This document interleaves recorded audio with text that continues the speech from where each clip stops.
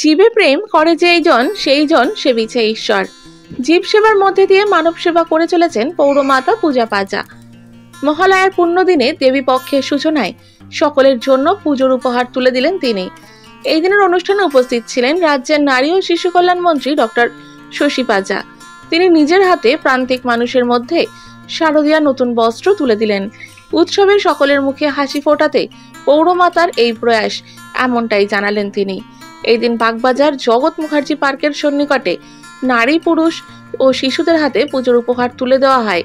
এই দিনের অনুষ্ঠানের প্রধান অতিথি হিসেবে উপস্থিত ছিলেন রামকৃষ্ণ মঠ ও মিশনের স্বামী সুদর্শনা মহারাজ, ছিলেন মন্ত্রী ডক্টর শশী পাজা, সভাপতি আশিস কর সহ অন্যান্যরা।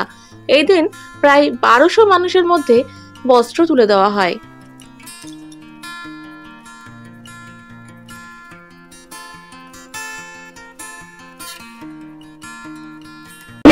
একটা গতানুগতিক ভাবে করা এবং একটা মন থেকে আনন্দের সাথে করার মধ্যে একটা তফাৎ থাকে।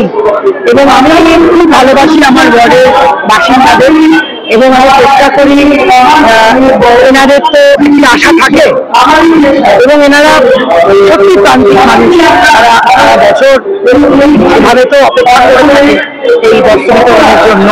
তো আমি খুব আনন্দিত এবং ভগবানের কাছে আমি কৃতজ্ঞ যে আমাকে উনি বেছে নিয়েছেন আপন লোকের পাশে দাঁড়াবার জন্য।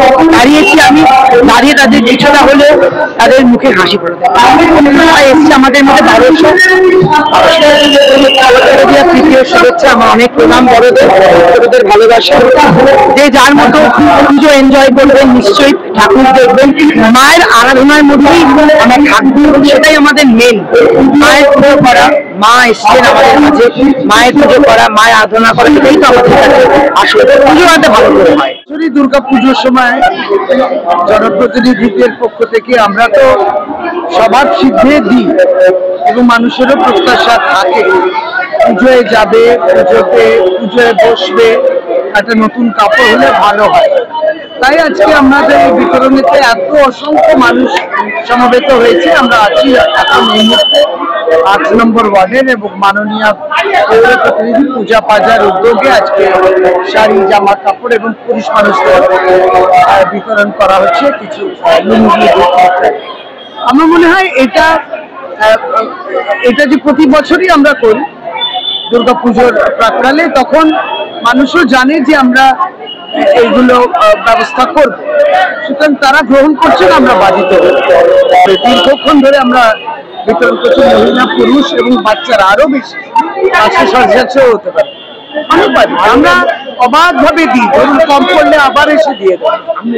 উৎসবে আমরা প্রত্যেকের প্রতিবাদেও আছি, এটাও সত্যি। কিন্তু ছন্দে ছন্দে মানে যেটা হয় যে পুজো একটা চলে আসে, আর মায়ের পুজো, দুর্গা পুজো আমাদের খুবই আন্তরিকভাবে আমরা করি এবং মায়ের কাছে তো এটাই প্রার্থনা চাই যে সমাজ ব্যবস্থা আরো উন্নত হয় এবং প্রত্যেকেই কর্তব্য পালন করবে।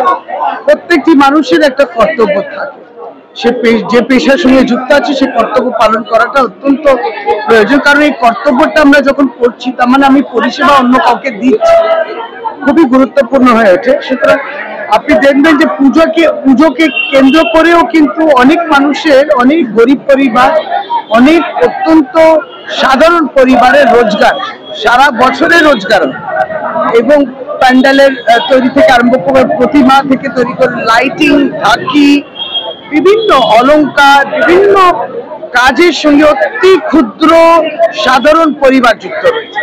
সুতরাং তাদেরও একটা রোজগার হয়।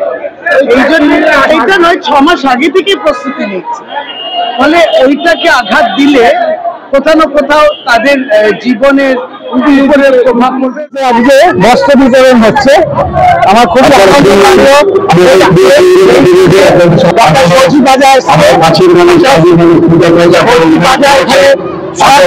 থাকে এবং পূজা পাজা এসছে, আমি স্বামী সুরেশানন্দ এসেছি।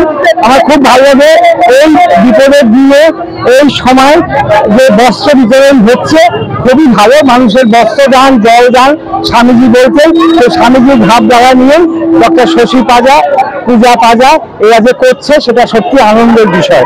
সেই জন্য আমি ভগবান শ্রী রামকৃষ্ণকে, সারদামা এবং বিবেকানন্দ স্বামী অভেদানন্দ মহারাজের কাছে আমি তার কাছে প্রার্থনা করি এরা যেন বছর বছর এরকম দেয়, আর যতদিন আমি থাকবো এইখানে এসে আমি বস্ত্র বিতরণ করবো।